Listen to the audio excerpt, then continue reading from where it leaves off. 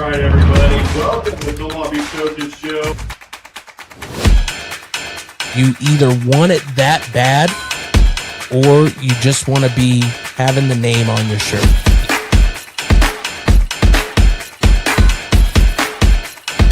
We're going to discuss with him everything going on here.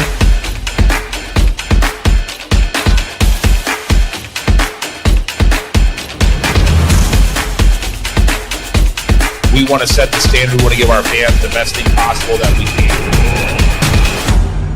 But we are the number one TRT company in the nation.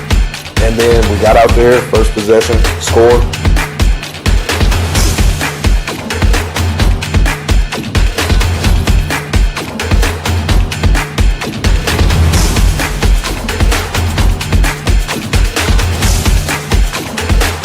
We're going to be here every Monday night, 6 o'clock, Goose's downtown Papillion.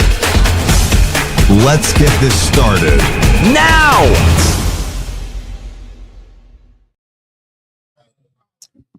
Good evening and welcome to Goose's Bar and Grill, downtown Papillion. It's the Omaha Beef Coaches Show, week number 11, May 18th, 2026. Jason Unger sitting alongside Todd, Walkenhorst, DJ K DuB, making sure we look good, sound good. Players are here, coaches are here. We're going to talk with Coach Adam Loftus here in the second segment. But first, Todd, we have to break down what I consider really, it's now a streak. We called it a winning streak last week, but I mean, once you get to 3, You're I think streaking. you can officially be You streaking. are streaking. Yeah, so 3 games in a row. And we can say it's a streak because they had a streak before that. And Yeah, everybody and pointed it out. So, it wasn't great.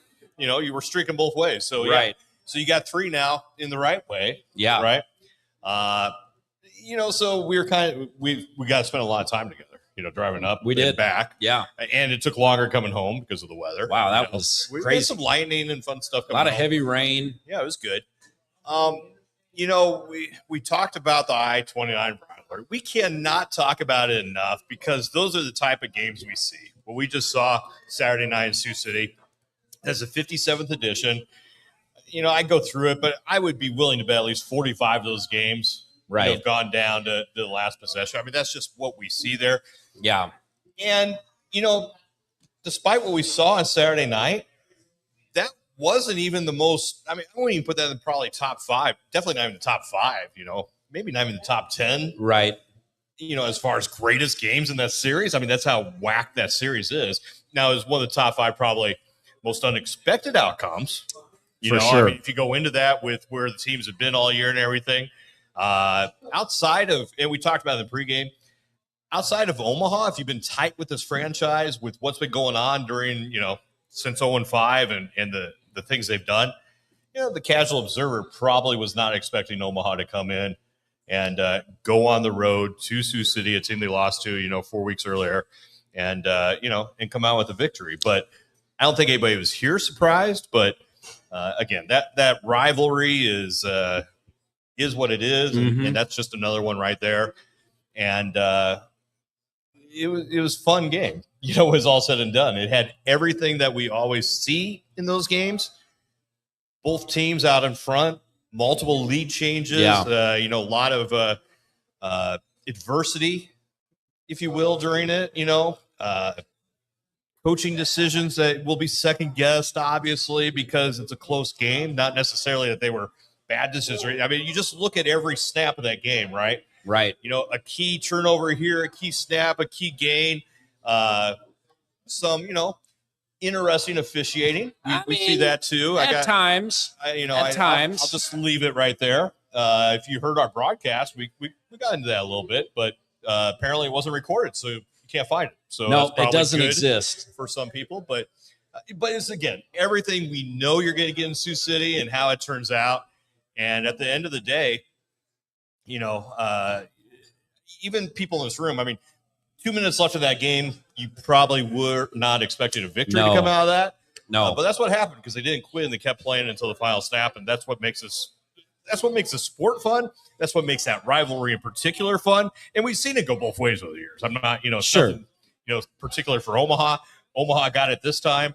And we'll talk about it in a minute, but, you start playing out the rest of the season, the playoff projections, there's a pretty darn good chance we're going to see this. Yeah. Number 58 in the series and see it in the postseason, which is, just another bonus. Right. Quite a different ball game than what we saw the first time the two teams played on April 4th. Sioux City scoring the 26-6 win at the Slaughterhouse. A much different game, a much more entertaining game, especially if you're a Beef fan. I mean, 6 lead changes. I mean, it was really close throughout. You mentioned it, 37-27 with a minute 37 left in the game. It did not look particularly good for the Beef, but for the first time, really all season, when the plays had to be made, the Beef were able to make them, not just on offense, but they also got a huge interception with just over a minute left to go in the game. Chris Perry coming away with the interception, stepped in front of a pass, got the interception. The Beef go down and score, but then, it's not over yet. No. Sioux City still has a chance with the ball late in the game in Beef territory, but they come away with that last stop on the game's final play, and you get out of there with a 41-37 win. And, I mean, that had to feel good after the game for that entire Beef coaching staff, the players down in the locker room. You and I went down there after the game. There was a lot of excitement. They felt really good because you mentioned it. Not only did they overcome the adversity on the field, but, they had to overcome some adversity with some tough calls that kind of went against them late in that game to allow Sioux City to build that lead. But the Beef were able to overcome that. That makes the post-game party a lot more fun and the ride home, obviously, a lot better. There were tough calls that went against Omaha. Now, there were tough calls that went against Sioux City, too. Yeah. And, I used to run this league and in the league before. I don't like that happening, right? You never tough calls. Tough calls are fine, but sure. When you start having calls and if the guys aren't doing the right mechanics, all that, and we get into that, it just overshadows the games. So we always want to not see that. It went both ways. I won't say that Omaha won because of it or would have lost because of it or Sioux City. I mean, trust me, both coaches have opinions on that. Yeah, and some of them are both valid. I agree with that. But, big games come down to big plays. And what we saw is something that we have seen all year, and we've seen, throughout Omaha's history, and that's the defense coming up big. Yeah. And, put that Chris Perry interception. I mean, yeah. Obviously, it changes the game because all they need is a first down at that point. Sure. But he was a veteran. He knew what he was looking at. And we even said it going into that snap. We're like, and it may have been precipitated. Remember, they had a false start right before that. Yep. It backs them up 5 yards. So they need some more yards. So they want to run the clock out, but the clock's going to stop at the 1 minute warning. So and if the there's Beef a time to had pass, timeouts. that's when you're going to throw the ball. It was the most obvious time that you're going to throw a ball. Doesn't make it easy to make an interception, but no. When you have veterans like Chris and the other guys out that they knew that was coming, they knew what to look for. They took advantage, and again, that's what's fun when you have great games. We saw it more in the NFL because you have more parity, obviously. But sure. Games like that, it always comes down to you look back. It's 3 or 4 plays. Any of them can change the game, right? Yeah. And that's what makes the sport great when we see games like that.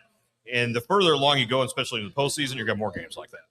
Yeah, I mean, when you take a look at the stats, total yards, Sioux City had a slight advantage, 222 to 209. But, Todd, the thing that stood out to me the most, which was a complete reversal from the first time the two teams played in Omaha back on April 4th. And we talk about time of possession a lot. It really sometimes doesn't mean a lot in the indoor game. But in the first game in Omaha, Sioux City had the ball for 38 minutes.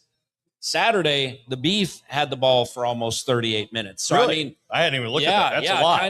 Kind of a flip script there.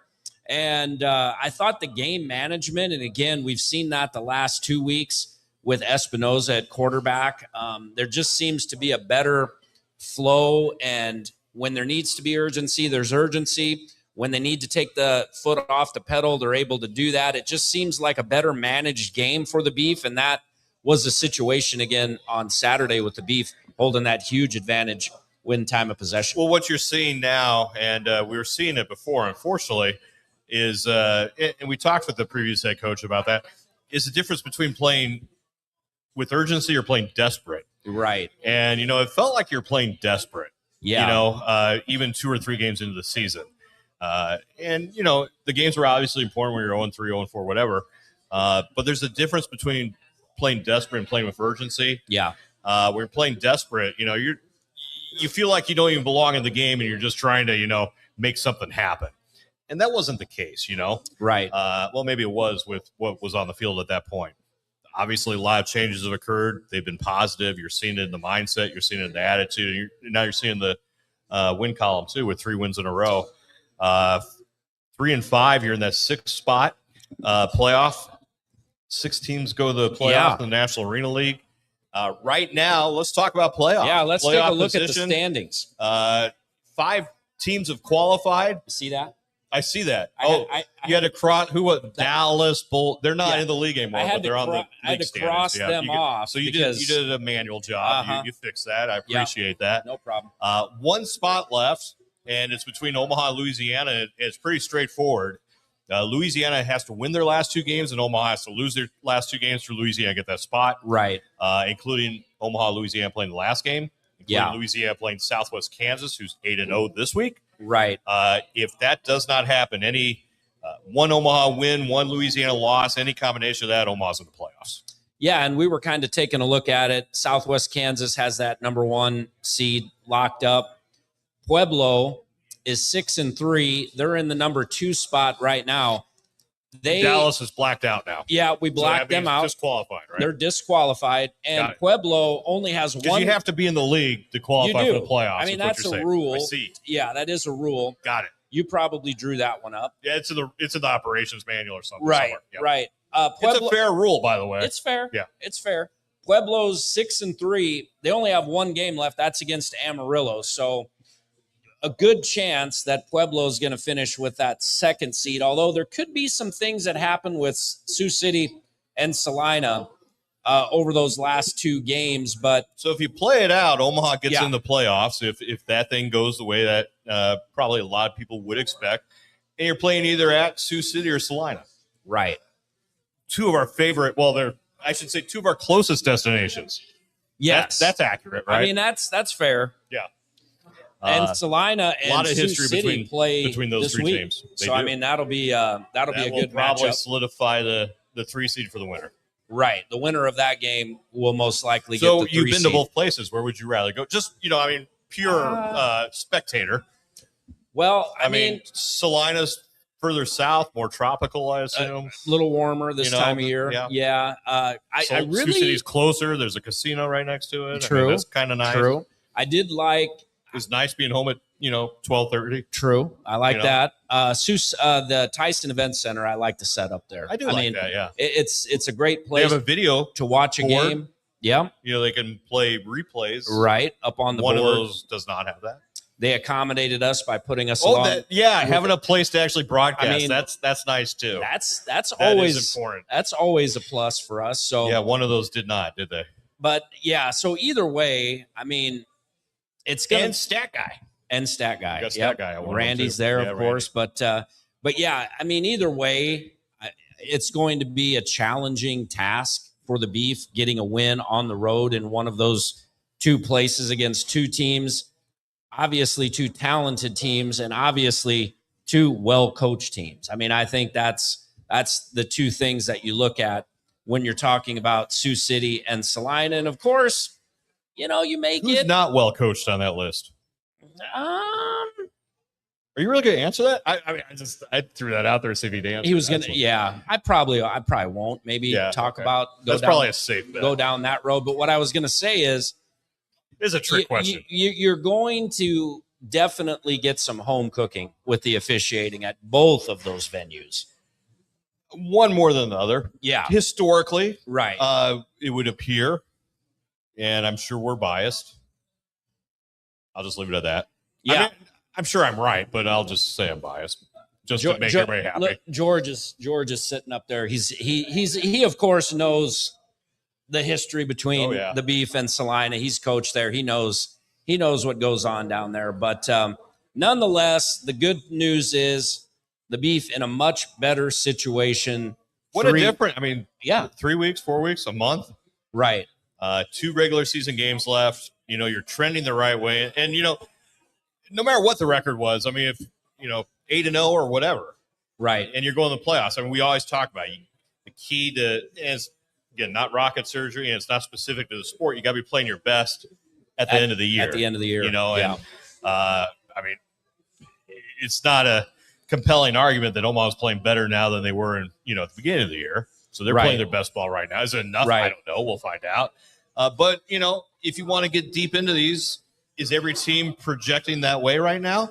I don't know. We'll see, and that's the key to see who's getting hot at the right time and making that run. And it's a little different this year because it's at least 2 games, if not 3 games, to win a championship in the postseason. Right. And in the past, it's been 2 games. 2 or 1. Even 1, that you have to win the championship. So a little bit longer road for the Beef this time around, but nonetheless, they're in the mix. They're winning football games, and they're trending in the right direction. They hope to continue that trend on Saturday night when they host the Colorado Spartans.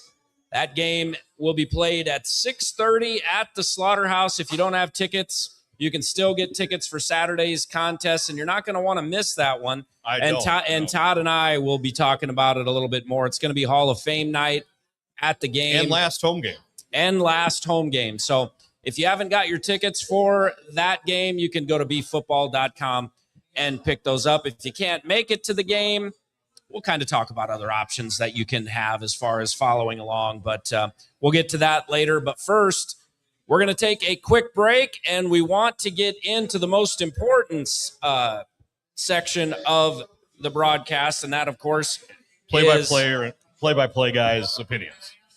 Is what? Play-by-play guys' opinions. Most important section. Yeah, the most important section of the broadcast, and why we're here is to talk with Coach Adam Loftus, the Omaha Beef head coach. It is the Omaha Beef Coaches Show.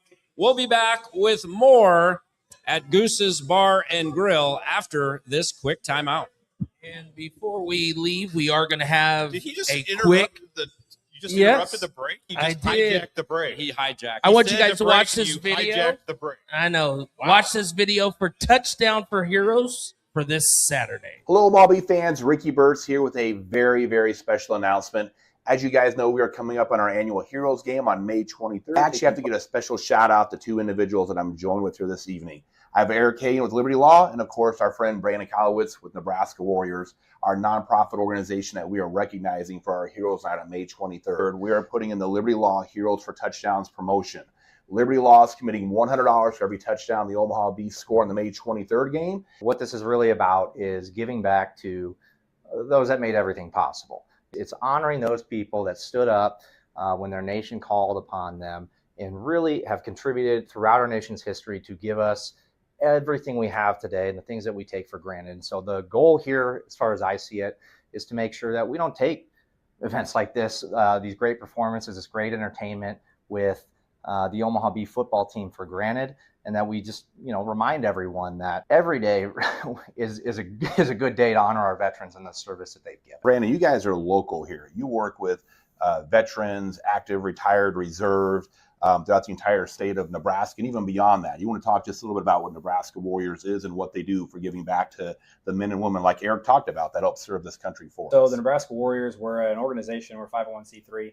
What we do is we help the veterans, give them an opportunity to kind of come back into the world of the civilian life and get on the ice and just have a good time with like-minded individuals that they used to be within the service. We have every branch on the ice with us. Being able to have that like-minded individual to talk to hang out with. The best part is not everyone that gets on the ice with us has ever played hockey. We have ones that have played hockey their entire life. We have ones that have never played hockey. So if anyone's watching this as a veteran, you've never played hockey, you want to give it a try, please come out, give us a go. I promise you'll have a great time. Fantastic. Well, we're going to be posting some more information about Nebraska Warriors for anyone that is interested. This is our Liberty Law Touchdowns for Heroes Night promotion that we're going to be running. We have a goal of hitting $1,000 for every touchdown that we score. Liberty Law is donating $100 for every touchdown. The Omaha Beef organization is donating $100 for every touchdown. So that puts us at $200. No amount is too big or too small. As Eric might talked about, my friend, and as Brandon as well, this is not just a night to celebrate, just one night a year, but provide an opportunity for doing stuff for year-round for the men and women, our veterans that have given back to us. So on behalf of the entire Omaha Beef organization, Liberty Law, the Nebraska Warriors, thank you again for what you guys do, and go Beef. Took about 6 seconds. Whatever. But it would have been the same. Welcome back to the Omaha Beef Coaches Show. We are live at Goose's Bar and Grill in Papillion. We are here every Monday night from 6 to 7. Hard to believe. It is week 11 of the Omaha Beef Coaches Show. Are you hearing all this I'm saying right now? What's that? Are you hearing all this? We're talking. I thought we were off. No, I'm trying to bring if us you heard back. any of that, just never mind. I'm Mike's focused, off. man. I'm focused. Okay, good. So anyway, week 11, Omaha Beef Coaches Show. This is why we're here. Coach Loftus has joined us for segment 2 of the program. And Coach, we talked to you in the locker room after the game. I mean, any win is a good win, but that one on the road, the way it transpired over the last minute and a half, that had to be pretty satisfying. Yep. Very proud of the guys. Pretty much had adversity the whole game. Guys stuck together, kept our heads. Had to regroup a little bit there in the fourth quarter and stuff, but then after we got that interception with about 90-ish seconds left, had a real good feeling. Offense is moving the ball well, so had a lot of confidence in what we're doing. We've talked about it a lot, and you've been a head coach just for a short time, but you've been the D coordinator for a long time. So you're very familiar with the defense and what happens on that side of the ball. We've been talking about it all year. We kept saying, sooner or later, we're going to get a break or two, and we're going to be able to step up and make a play when the game's on the line. And that's what CP3 did, getting that interception and getting you guys the ball back. I mean, just talk about that. Maybe take us into the huddle and what you talked about with the guys prior to that play. Were you thinking they were going to go to the air in that situation? I didn't think they were going to go to the air right away. I thought they would try to bleed a little bit more clock. On that play, though, I mean, you're thinking if you're going to throw, the clock's going to stop anyways. Yeah, right. That's the one they're going for. I assume that's what the DBs are thinking there. And, yep. I mean, So he jumped it. Yeah, we were trying to. If not, is a lucky guess. No. No, I talked to him right after that play, and we ran a similar coverage we did earlier in the game, and they ran a very similar play. And he goes, I knew it was coming. I saw, him break his route a certain way, and I knew where it was going to go. But that's him.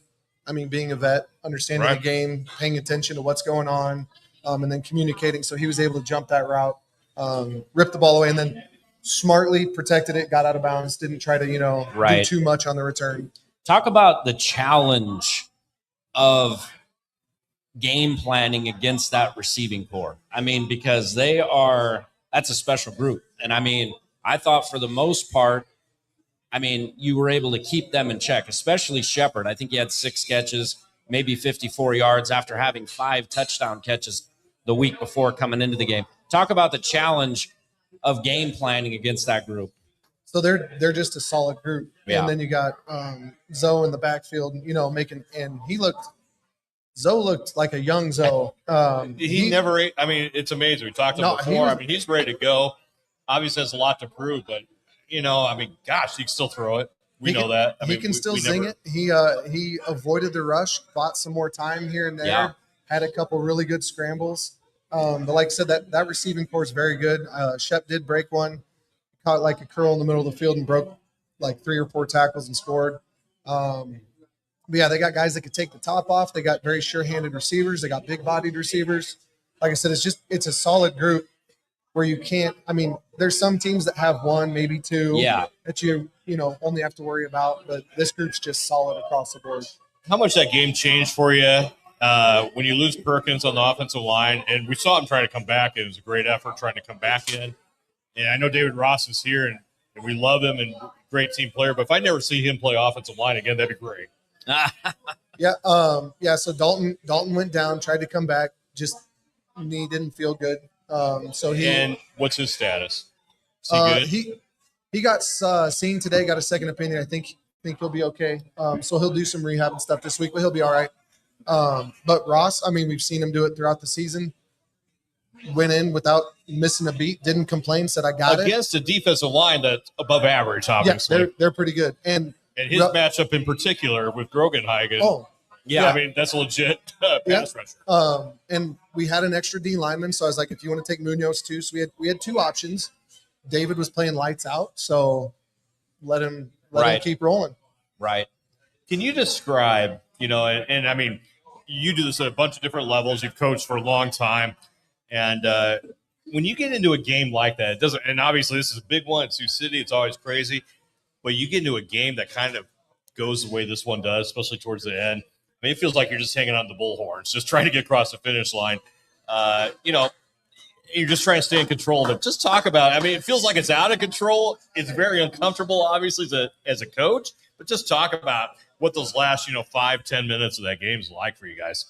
So duck on the pond. You try to stay calm on top, but under the water. Easier said than done. Yeah, feet are going a little crazy. So you're trying to, like I said, stay calm, keep the team together. The guys showed, like I said, they were very resilient. You're down 10, with a few minutes. I mean, how do you continue that? I mean, so when we were down 10, the main thing was we can't let it get any further. Got to keep it at 10.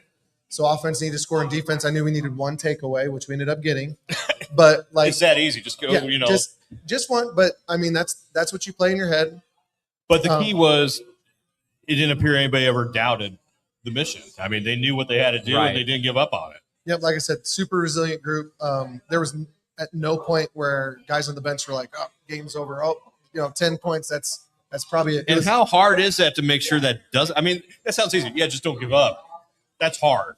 No, very much not just on you, but I mean, on the players. I mean, So, testament to them, the experience you have over there. Yeah, so I mean, it pays to have some veteran group guys on the team. So they're helping hold it together. They're preaching what we preached all week, that it was going to be, a battle. It's going to be back and forth. We're going to have stuff go against us. We got to maintain composure, and you have to forget about the negative stuff that just happened and then get ready for that next play. What kind of things do you forget about? Just stuff that doesn't go your way. Like what kind of stuff? Stuff that doesn't go your way. Sometimes the ball doesn't bounce your way. Sometimes calls not go your way. Sometimes calls don't go your way. Sometimes they do. Sometimes they don't. But once again, both ways, right? Yep. You gotta forget. You gotta forget about that negative stuff, and then it's the next play. Because if you let that affect your next play, and then all of a sudden there's another penalty or a false start, or you drop the ball, then you're down 2 plays, and then if it turns into 3, that snowball effect can happen real quick.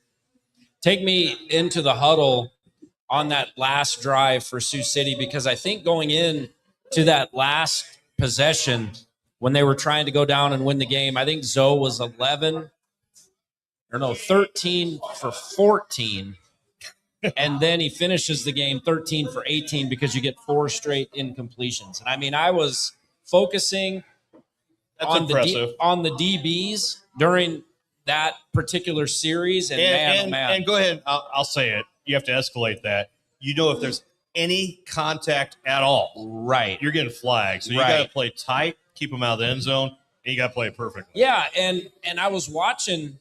They kind of had a short field to work with, so I think things were kind of muddled up in the end zone. But every single DB, I mean, Zoe had nowhere to go with the football, and you mentioned it. He just does some subtle things in the pocket to kind of buy himself just an extra second or two. And those guys had to cover a long time on a couple of those plays. And, I mean, they were locked in. I mean, there was no one he could go to down there. So pretty good for his own. If, as a defensive coordinator, there's a lot of other quarterbacks I'd rather have the ball than Lorenzo Brown, with under a minute to go. And like you said, he was able to extend plays, just move subtly in the pocket. We had to make sure we kept him in the pocket those last couple plays, because the last thing I wanted, because against Salina, he did scramble for a go-ahead touchdown. Comes down to a veteran group in the secondary. Once again, learning from what's previously happened in the game, communicating as to what's going on, and they were able to kind of do like a matchup type zone, and then we were able to, like I said, contain zone the pocket to limit any scrambling. You have another game coming up this week. you're playing Colorado. Obviously, it's a team you played earlier this year. It's another measuring stick game because you can see where you were before all these changes and where you're at after. You see where you progressed just based on Sioux City. Talk about Colorado coming in here. You have them in your house. A win solidifies the playoff spot, which, 4 weeks ago, we projected that. Like, all you got to do is win the next 4 games you're in, no problem, but you're 0-5. So just talk about what that looks like, what that journey's like, and what it's like to be in that position now. So we just want to make sure we keep building momentum and then make sure we don't take any steps back. Yes, it's great to, get a win over Sioux City. They were 5-2 at the time, and they're playing great ball. But we want to make sure we don't let up or take a step back on that because Colorado's very talented as well. They got athletes all over the field. So we just want to make sure, being at home does help versus being on the road. I know Slaughterhouse is going to be nice and loud. But once again, it's just going to be one practice at a time. We'll practice tomorrow night, get ready for that. What do you still want to improve on between last Saturday and this Saturday? What are your points of emphasis? Don't give anything away, but where do you want to get better? It's always just good football. So, take care of the football, try to get some takeaways. Which you still had some room for improvement on, right? We were the one thing we talked about going into. Sioux City was plus 13 going into that game on turnovers. Yeah, and I think we were even. I think it was one interception. Yep. Yeah. So, I'll take that. I'll take even, especially against a really good team like that. They take care of the football. They're one of those teams that waits for you to shoot yourself in the foot. Stay physical, take care of the football, get turnovers when we can, try to get 2-for-1s, at halftime or before halftime if we can. Keep the guys together and keep them moving forward. No steps back. Talk about the Colorado game was your first game, right? Yep. As head coach. So talk about your level of comfortability a month later from where you were going into that game to where you are right now. You have to feel like winning helps, obviously, but you also have to feel like you're getting into a groove as far as game preparation, game day stuff. Talk about your level of comfortability. So we were dealing with a lot of roster stuff during that game too. I think we only went that game with 2 O-linemen. We were just getting quarterbacks in. We were just getting some, pieces in place.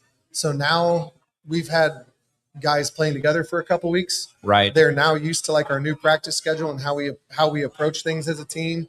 Coach Kane's done a great job with the offense, implementing a little bit more each week and some more wrinkles, and we're able to get more. It's just more comfortable on offense, a little bit more of a flow. Defense is staying together, and like I said, they're starting to coach themselves almost, which is good. So I can focus on other aspects of the game. They do have a new general manager since you last played them. That's great. I say that out of fun. I look forward to seeing Coach. I haven't talked to him yet, so he always tries to get a rise out of us. Yeah, I'll be honest. You're one of my least favorite coaches for the coaches, so you just don't take any of the baits. It's not as fun. But there's no point. You should just be happy he brings you a drink. That's all I have to say. But anyway, go ahead. No, go ahead. No. It's your show. I'm the pretty face. I was going to wrap it up, but if you got another, you're question, done with it. You're done with it. No, go ahead. Throw him another question. We got plenty of time. Do we really? Yeah, we got plenty of time. No, I was going to say, you've got momentum. Obviously, it's different questions now. It's a matter of keeping focus, not getting. It sounds funny. Don't get overconfident. You have to do what you need to do still. Obviously, I don't think that's an issue because the record's still what it is, but you're in a great place right now.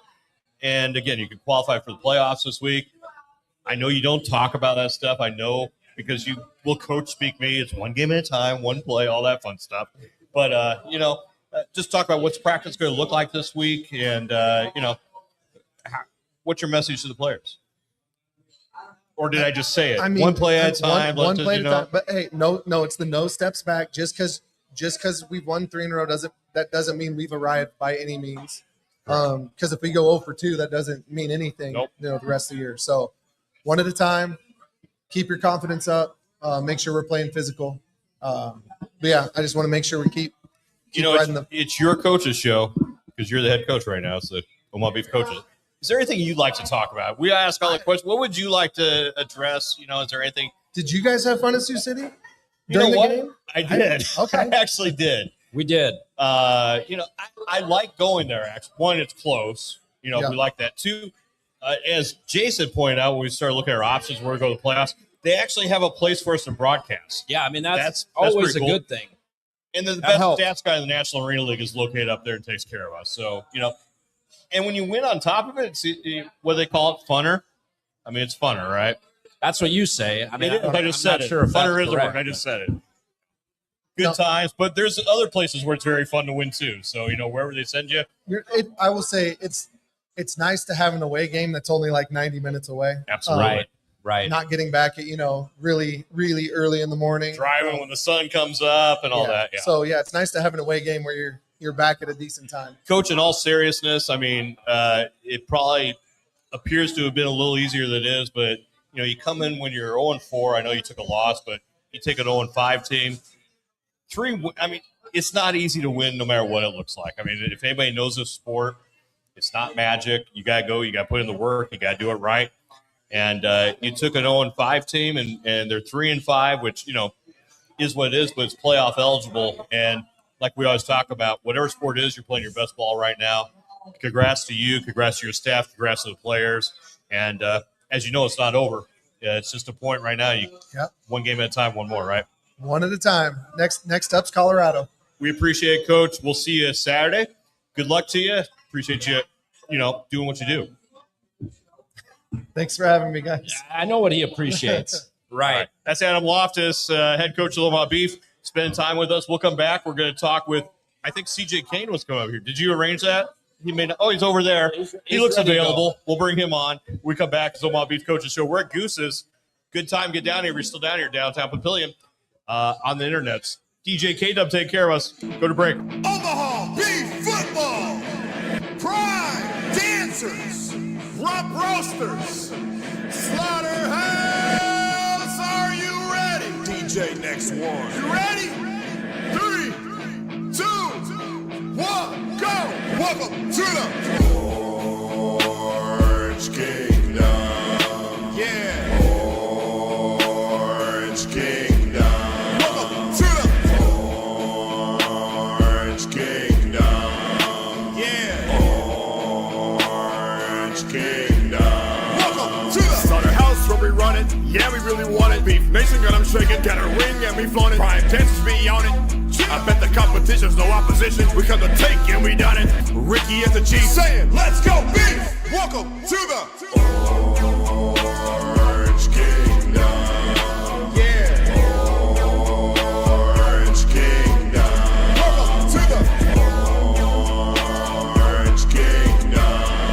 Yeah. Orange Kingdom. Welcome to the Slaughterhouse. Orange and black. About to win this. Defense stays on attack. You on our hit list. Spiking, blocking, and dumping, jumping out the gymnasium. You want to see the best? Meet us at the Beef Stadium. Yeah. Orange Kingdom. Welcome to the Orange Kingdom. Let's go, Beef. Orange Kingdom. Slaughterhouse. Orange Kingdom. Prime dancers. Orange Kingdom. Let's roll, baby. And Grill in Papillion, the Omaha Beef Coaches Show.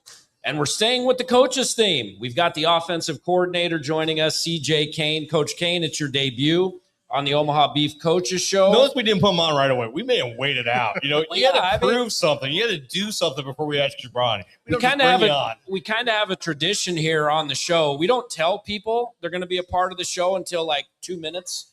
And then we just bring you on. Wait a sec, but I get talked about not being ready for Thursday like 3 nights away. Oh, that's tough. We haven't got to that segment yet. We're going to do that. Just hang on. We'll get that. Coach, congratulations on the big win in Sioux City. I mean, we talked with Coach Loftus. I mean, you guys had to overcome a lot of adversity in that game. And to win a game like that on the road, I mean, it has to be a good feeling. I guess what I want to talk to you about is the play of your quarterback. I mean, it feels like the entire season has changed with the addition of Espinoza at quarterback. He's come in and done a very good job. Talk about what it's like calling plays for a guy who's as talented as he is. Yeah, it's definitely been a breath of fresh air. He's came in. He really knows the game. He and I talk every day. We either talk about scheme or we talk about, who's the guy we're going to go after, what we can do. I mean, all the way up until kickoff. Right. So it's no knock towards anyone that's been here this year, but we finally have solidified that position. Yeah. And we have a guy that could throw a touchdown like he did for the game winner and throw a touchdown in the first quarter, and he handles it the same way. Right. I mean, he's a leader. He does a great job. The guys want to play for him. That's the biggest thing. Can you get the guys to buy in to what you're trying to do? Yeah, and I mean, that's the thing that Todd and I have noticed during the broadcast is he's just even. I mean, when things don't go his way, you would think they were going his way, and when things are going his way, you might think he has some I mean, he's just a very even guy, and that's kind of what you need at that position. He gets you in and out of the huddle. He plays with tempo when you need to play with tempo. He kind of puts the foot on the brakes when you kind of need to slow things down. That's the biggest thing that we've noticed the last couple of games is just a sense of calm back there at the quarterback position. Yeah, absolutely. I mean, even Saturday, he threw an interception, came to the bench, goes, God made a good play. I'll get it back. And, Right. And he did. He was even killed the whole game. Now, he did have a little emotion after the game-winning touchdown, but that's expected. So, we haven't had that all season. It's been a roller coaster, and now we finally got to some level ground. Right. It kind of reminds me a little bit the transition, and not to discount what you've done or anything, but it always reminds me when I was out in Seattle, Gil Haskell, longtime NFL offensive coordinator, with us with the Seahawks, Packers before that, comes in our office one day, and this guy has got, Brett Favre and, and Matt Hasselbeck as quarterbacks. So he just walks in and goes, team with the best players win. It's just, I mean, not to discount what you do, but when you have the right players, it makes it a heck of a lot easier, doesn't it? Yeah, I mean, look, I will never sit up here and say that I'm the greatest this, greatest that. I won't either. I have no. He actually will. But I mean, that's K DuB will. I have great players. They say great coaches surround themselves with better players, and I feel like Coach Loftus, myself, Coach Martinez, Coach Marty, Ricky, even yourself, we've all kind of bought in and just and talk about that path a little bit. I mean, I'm not discounting anybody, but it's experience. Anybody that has ever done coaching, we don't get into the weeds a lot. That's why I always tell K DuB with his podcast, he gets into some of the stuff. I love it when they get into the weeds. But, your path, I mean, you go from a player, you're playing out in the National Arena, the old National Arena League, which is what I call it. But, you get your experience there. You come in, like a lot of players do. You start working with coaches. You experience a lot of things. I'll just leave it at that, and you learn a lot. And then you get, the natural evolution. You're working with other coaches for whatever reason, but what I've always learned about it or loved about it, every level, including this one, and, George, I see more than he's one of my examples. Every time I meet coaches, I learn more. Yeah. And that's really what it's all about. Talk about that path so far and who you've been around and what you've taken from it. Yeah, I've been fortunate that even while I was playing, I coached high school football, coached college football for 5 years. So I've always been in coaching. And then I've just been able to learn. I kind of pull a little bit from everyone. I played for great coaches like James Fuller. I played for Coach Rez and Coach Negron and, a list of guys. But I've been able to – no coach knows it all. Yeah. But it's just taking those little tidbits from every guy, and then you learn what they know, and some guys are good at some things. You take the good put things. It all together, right? You take the good things and say, all right, how can I make that better? And you try to eliminate some of the negative things that maybe you see see them do. So it's been an interesting journey, and my wife and I moved out here in July, and which is crazy and impressive at the same time. At this level, I went straight. I went to her. I just finished my last season, and I was offered the opportunity. And for her to say yes, by the way, she's a keeper. Do not that up. Right? I mean, I'll just tell you right now. Can't do that. But no, I mean, she's been with me. We've moved quite a bit. We've lived in probably 5 different states in 7 years. So she understands what it takes to be a coach's wife. Yeah. But she also, one of the big reasons she does what she does and helps out with the beef and does social media and athletic training, all the things that she may wear a hat for, is just so we can spend more time together. Because, as busy it is, I work a full-time job, come home for an hour, 2 hours. Then I'm in meetings, practice, go to bed at 11 o'clock. Those are the sacrifices that I think a lot of people would respect. And stories.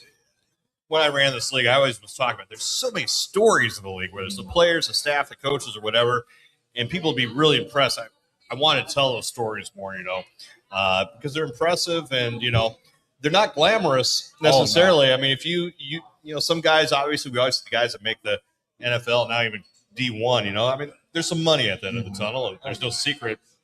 That doesn't suck, right? But the guys that do it, I always talked about, you've been to the American Football Coaches Conference, it's usually down in Texas every year. You go to this thing and there's thousands of people, and what's their desire? Be coaches. Yep. And, these aren't the guys making, millions of dollars or even 6 figures, for a lot of them.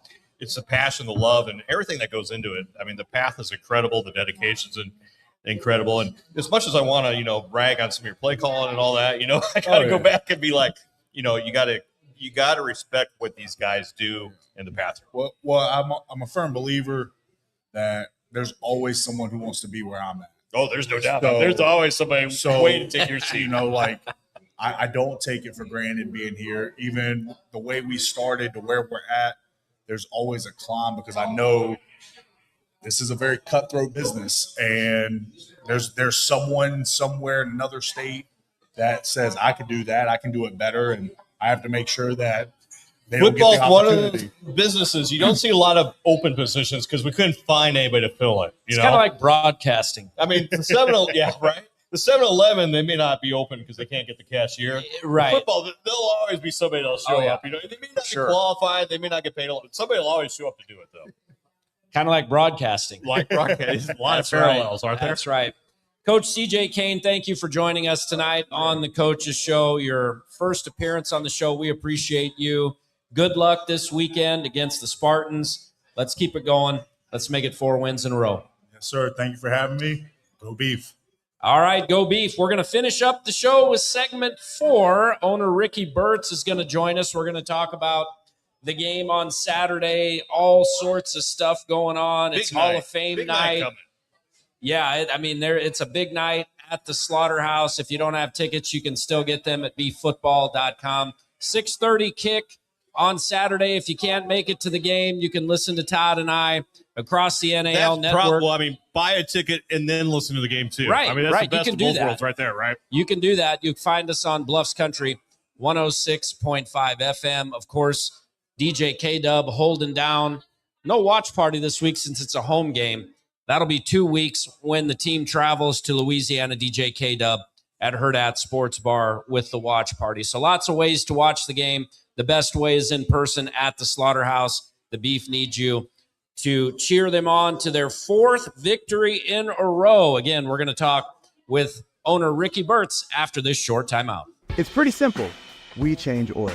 As a single parent, I come here because I trust them with my car care needs. It's been very good, very fast. I've never had to wait. They've never tried to upsell me, but at the same time, they have always given me options. It's great customer service, very friendly staff, and it's really fast and easy to get in and out. Stop by King's Fast Oil today. We change oil with a smile. I love these guys. Ace Rent to Own. 4 ways to save.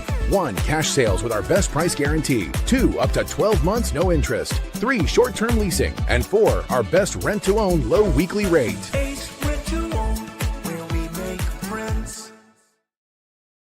Goal.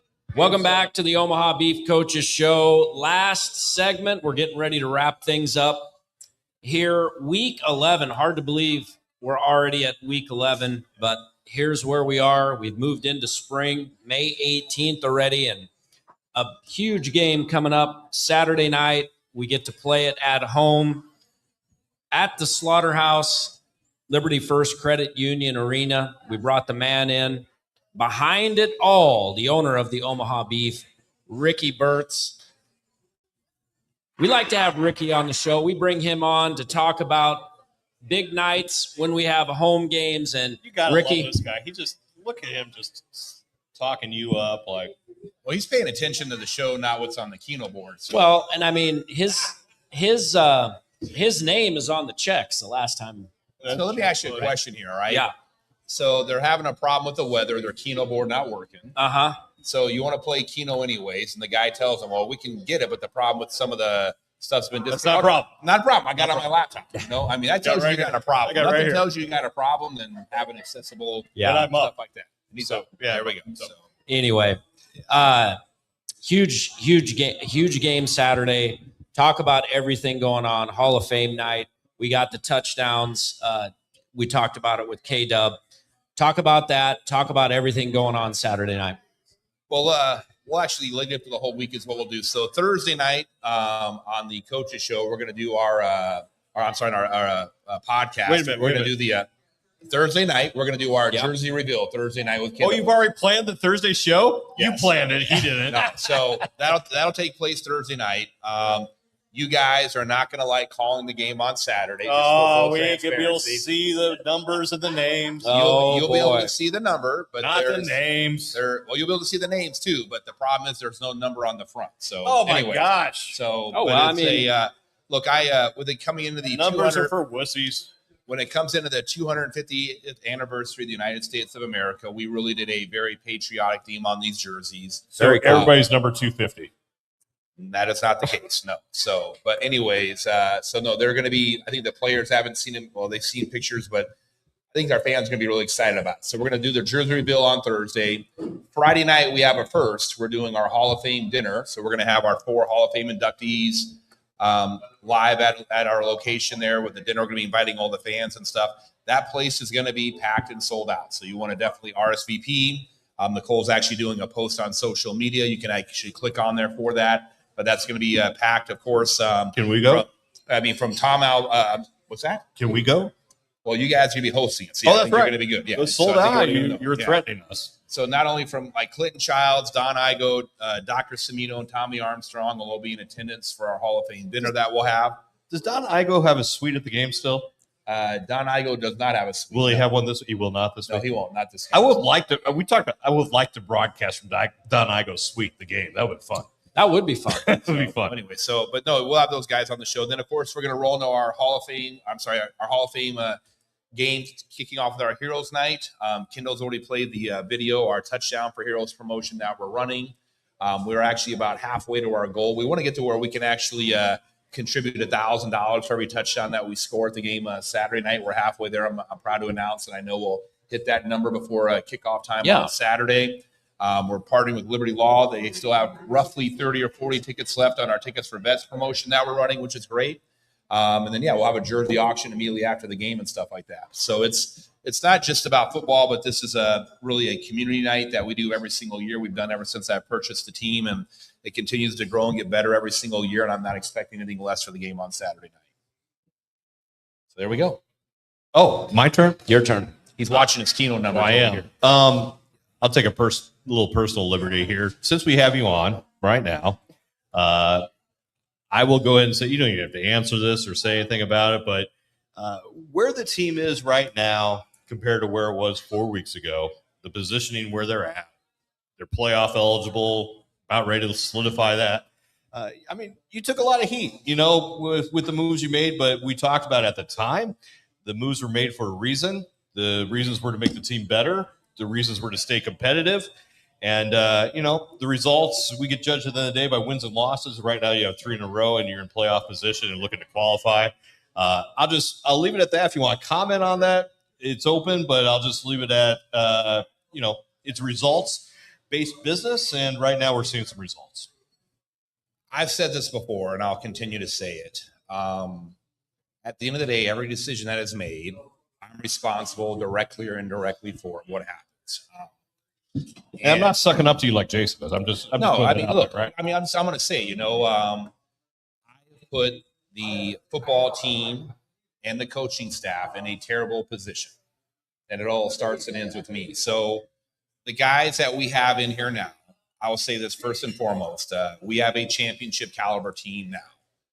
But every player that is on the Omaha Beef roster and every member of the coaching staff has 100% answered the call for the mistakes that I made of what went on earlier in the year. And that's nothing that they asked to do. I mean, it's easy when you come into a situation when everything is going right, when you're winning games and you have these undefeated win streaks going and everything else. But I will tell you that the players that we have here on our football team really truly embrace what it means to be a representative of the city of Omaha. Really, honestly, probably just as much, if not more, than any team that we've ever had here. And I'm talking about the players that we have on the team right now, because we've had success. We've had success on multiple levels ever since I purchased the franchise. But the success that we've had has been a result of the players putting in the work before the season started. The players that we have now and the coaches that we have had to deal with situations and adversity. They've had to really come in and clean up other messes that they had no ownership of. So I'll give you something you can answer then, or comment on. How difficult was it? Because obviously, or not obviously, if anybody knows you, you've never done it out of the position that you had to this year, out of 0-3, 0-4. You know, when you make those decisions, I mean, that was a hole that I don't believe you've seen in your career. It'd been easy just to say, yeah, didn't happen this year, I suppose. Just talk about what that process was like, and maybe even a little more rewarding now. I mean, again, 3-5, we're not going to crown anybody champions or take a victory laps at this point, but this is as impressive a 3-5 team as you could be around right now, and I think people would probably rather not play this team for the most part. So there's a couple things on that, Todd. First of all, I firmly believe that we are the team that nobody wants to face going into the playoff. I'm going to say that. There is no doubt in my mind. I know that our competition watches our shows that go out here, and they're going to hear me say this and everything else. Certain teams are hoping that the seeding works out in their favor where they don't have to face us, and they hope that somebody's going to knock us off before they have to eventually play us. And that's their first mistake. Because I'm going to tell you right now, they're playing us whether they like it or not. I'm just going to say it. These guys and how much they've had to fight and work through stuff and make sacrifices for what's going on, they're going to have to face us. So I don't know what's going to happen at the end of the year. We've won championships before here, and it's the standard and the expectation of what it is that we have. But I can tell you that if we are fortunate enough, because only one team's going to accomplish their goal of winning a championship.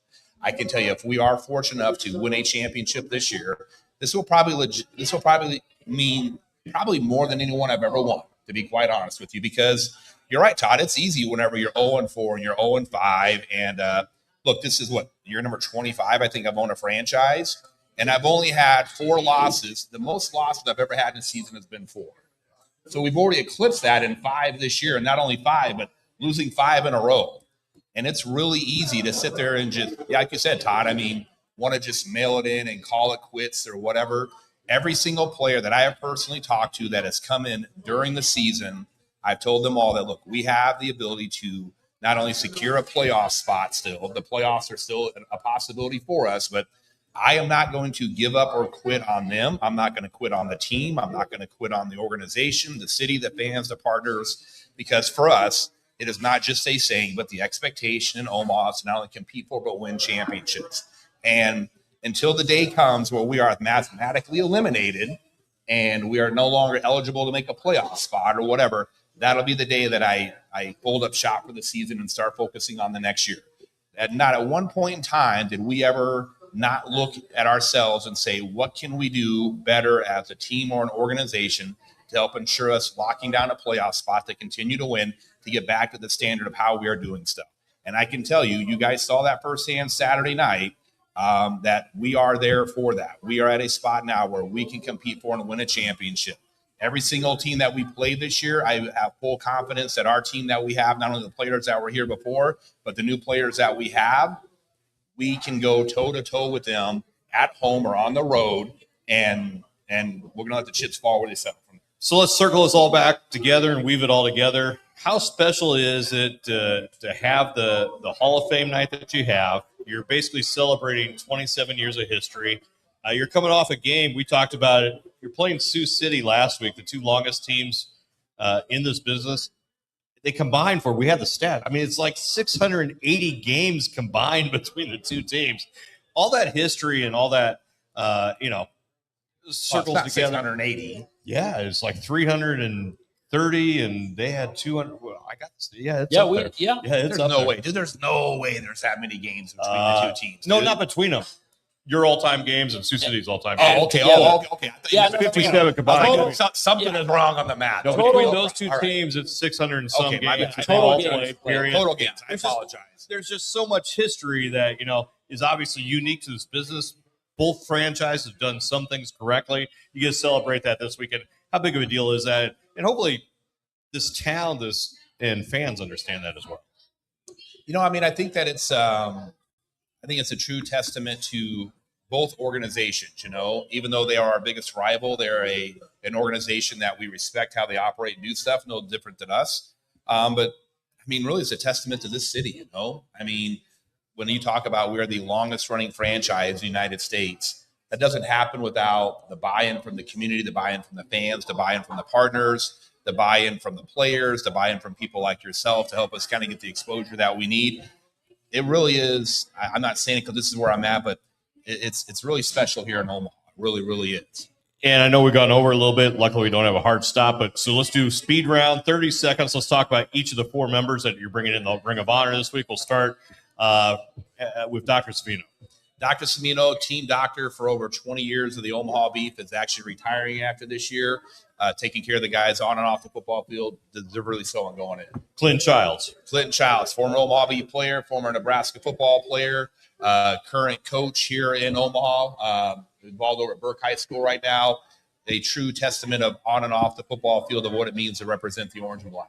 Last two will be tough in 30 seconds, but Don Igo. Don Igo couldn't spend 30 seconds talking about Don Igo. He couldn't get it down to that, but go for it. No, Don Igo, really the guy that kind of helped lay the foundation from a business and an operational standpoint for the Omaha Beef.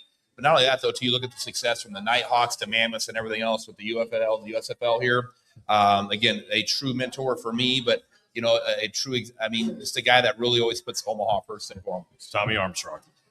You got to say QB1, man. A 29-1 record all time as a starter. Just the guy that represents Omaha through and through. Very, very special individual to be around. What he does on the football field, off the football field, what he's done for the University of Nebraska, what he does for the community, how he gives back to the community. I have always said that a problem that we have in society today is that a lot of players that are looked up to as role models don't take that responsibility seriously. Tommy embraces that, and he really sets the mold and breaks the mold. Friday night, it's the dinner. We're going to bring them all in. That should be fun. We will be on air. We'll have details online about that. We'll get to talk to all those people. That should be a great event. It's the first year doing that. That's pretty cool. Saturday night, we bring them all in. Big game, Colorado. Chance to solidify that playoff spot, officially qualify. Any last words? I'm just ready to get to the game on Saturday, man. That's right. Don't forget Touchdowns for Heroes, the Omaha Beef and Liberty Law Group teaming up to make an impact. That's going to happen Saturday night. You can go on the Omaha Beef Facebook page to be a part of that. There's a QR code on there if you want to be a part of that. So go to Omaha Beef's Facebook page to be a part of Touchdown for Heroes. It's the Saturday night contest against the Colorado Spartans. And I have a text. We had a If we need to get DJ K DuB, do you have a show planned other than all the stuff Ricky's planned for you? Oh, always. No? Okay. One by one. We'll figure it out. So Thursday one night. of our favorite guys, Double K Corell Colmoose, is watching the program tonight. And unbelievable. This is pretty cool. He is offering 20 more tickets for veterans for Saturday's game from McInnes Roofing. That's awesome. That is incredible, Corell. Thank you for doing that. What we will actually do is, Corell, I'll go to the post. We'll actually go with Nicole. We'll actually put something out there for the partners as well and stuff That's like awesome. Again, I mean, and Corell, another guy's It's representing family. Omaha I mean, Beef. you know, 100%, once a beef member, always a beef member. 100%. So, I mean, Corell contributed to one of our championships as well. Couldn't have done it without him, you know. Great. Absolutely. A fantastic guy. Huge weekend for the Omaha Beef. It starts Thursday with Primetime Beef Huddle with DJ K DuB. We've got the Hall of Fame banquet Friday night, and, of course, the game Saturday. Do not miss out. If you haven't got tickets, go to beeffootball.com. It's going to be a great game between the Beef and the Spartans Saturday night. As always, for Ricky Burtz, for Coach Adam Loftus, for Coach CJ Kane, Todd Walkenhorst, DJ K DuB, Goose's Bar and Grill. They do a great job of hosting us every Monday night. We're going to wrap up the show tonight, and as we always end the show, go Beef.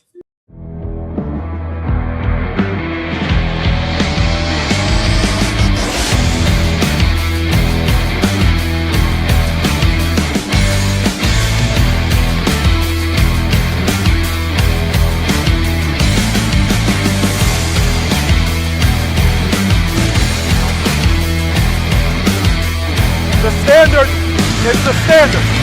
We set the standard.